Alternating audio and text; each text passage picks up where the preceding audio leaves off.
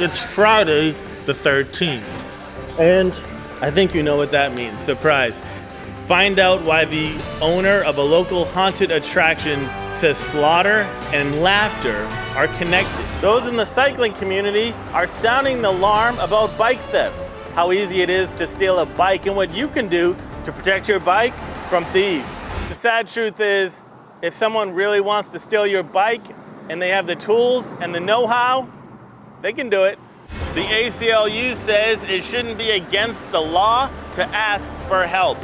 Why they believe that panhandling ordinances are unconstitutional. That story tonight on Channel 13.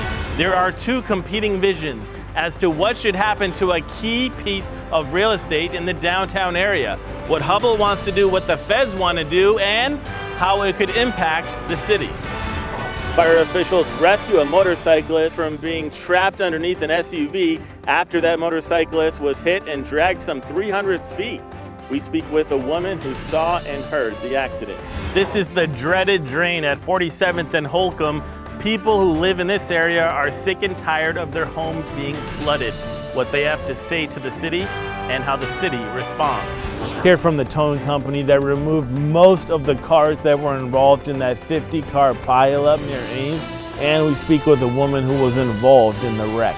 The president of NARAL and candidates for the Iowa House make their case as to why Iowa is ground zero in the battle over abortion. Vice President Pence comes to Des Moines touting America First policies. Hear the case he made as to why the Trump administration is creating more opportunity for Iowans. Molly Tibbetts, 20 years old, last seen on July 18th around 7:30 at night.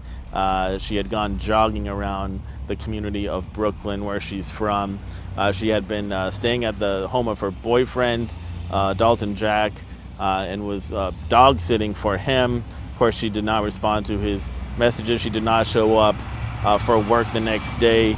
She would have been a junior at the University of Iowa starting this year, in fact, beginning this week.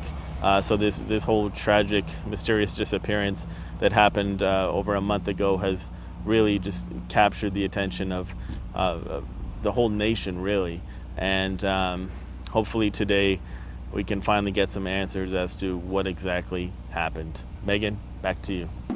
It was going really well. This summer, 10-year-old Savannah Waters was selling cookies like hotcakes. Until my neighbors called the cops because they didn't like the traffic. One of those neighbors tells me off camera that she called police because she was worried about the traffic flow on the street. And she was just trying to protect the safety of the children in the neighborhood, including her own, after her daughter was almost hit by a cookie customer's car. Over a period of 5 days, we received 3 phone calls. One of the callers wanted officers to do a welfare check to make sure there was proper supervision of the cookie entrepreneur. And the other 2 callers were concerned about increased traffic in the neighborhood. Well, we've had a little girl that's been selling cookies and water for 4 weeks, and the traffic is getting to the point that they're using our driveway to turn around, which is fine, but they almost hit my daughter. I mean, it's getting out of control. On the 3rd call, she was set up close enough to the 45-mile-per-hour speed zone street that it kind of concerned officers a little bit. They asked her to